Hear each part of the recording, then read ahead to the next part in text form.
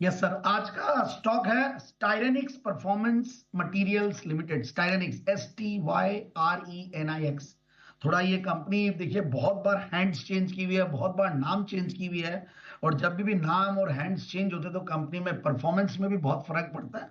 और वैसा ही कुछ इस स्टॉक में भी है, और इसलिए मैंने जेम्स में भी पहले भी कवर किया है, आगे भी हम कवर करेंगे। जिस तरीके का इस कंपनी का परफॉर्मेंस रहा है और जो फ्यूचर लग रहा है मुझे वो बहुत ही बढ़िया लग रहा है।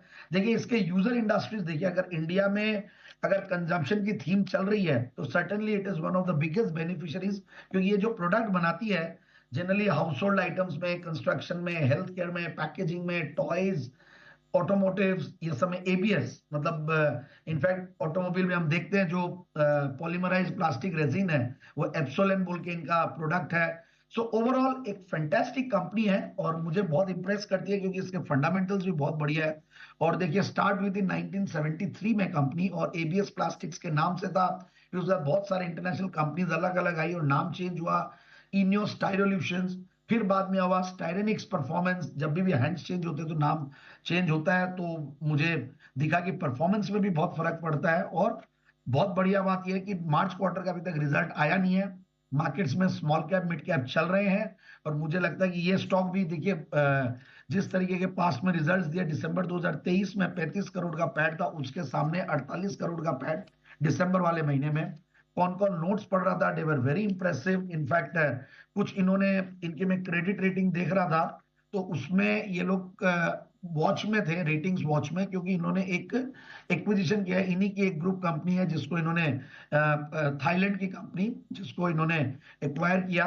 एंड ओवरऑल अब मैं देखता हूं कि नंबर्स अच्छे, रेटिंग्स अच्छी, और होल्डिंग्स अगर देखते हैं वो भी बहुत बढ़िया। रिनाउंड इन्वेस्टर्स इन्वेस्टेड है पिछले 4-5 क्वार्टर से, कुछ रिनाउंड इन्वेस्टर्स भी आए हैं।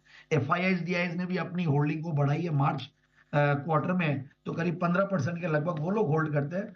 तो ओवरऑल एक बहुत ही बढ़िया कंपनी, बढ़िया सेगमेंट वाली कंपनी।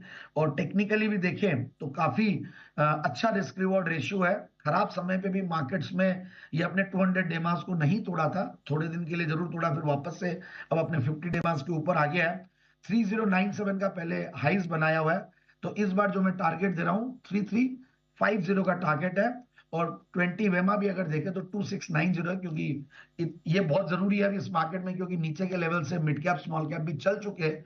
तो हमें वही देखना जहां पे रिस्क रिवॉर्ड रेशियोज बढ़िया हो। तो यहाँ पे वो रिस्क रिवॉर्ड रेशियो बढ़िया दिखता, तो बिल्कुल ये अभी भी लीजिए इन लेवल्स पे भी, और आगे भी जैसे क्वार्टरली रिजल्ट्स आएंगे तो मैं अपडेट भी दूँ। ओके, तो ये आपके लिए स्टाइरेनिक्स। स्टाइरेनिक्स पहले कुछ नाम अलग था क्या, इसका बदला है? इनियोस स्टाइरोल्यूशन।